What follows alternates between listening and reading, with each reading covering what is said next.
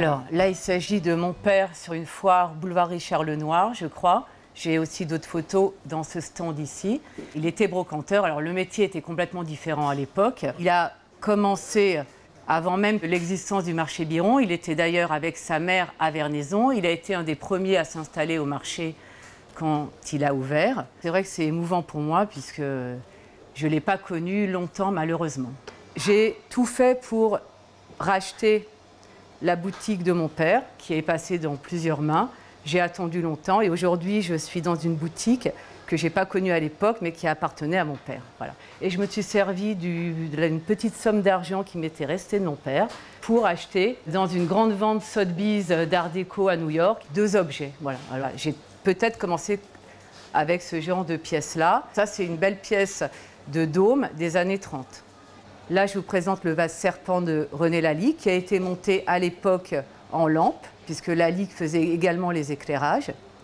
C'est une pièce qui est assez prisée aujourd'hui des collectionneurs, des amateurs. Et finalement, René Lalique est un artiste qui a su traverser plusieurs générations, c'est-à-dire qu'il a commencé vraiment à l'époque de l'Art Nouveau avec ses bijoux.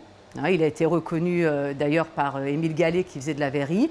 Et il a su prendre le tournant dans les années 20 de l'Art déco, en faisant des créations plus utiles, des vases, des lampes, de l'éclairage, des mascottes, des bouchons de radiateurs. Et aujourd'hui, si vous voulez, bon, commercialement, c'est plus facile de vendre Lalique. Et des petits poissons comme ça vaut 30 ou 40 euros. Et on a des vases qui valent pas de prix.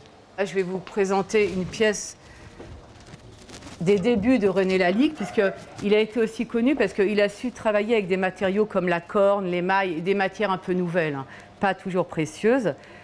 Ça, c'est un peigne donc, qui a été créé par René Lalique à ses débuts. J'essaye également de proposer avec les services de Lalique, par exemple ce service de table de Jean Luce, qui est un grand décorateur des années 30, qui a toujours créé des modèles différents. Donc c'est, on va dire, des pièces uniques. Là, on a aujourd'hui chez soi un service de table que personne n'a. Et ce qui me plaît en fait aujourd'hui, c'est de créer une atmosphère, une ambiance.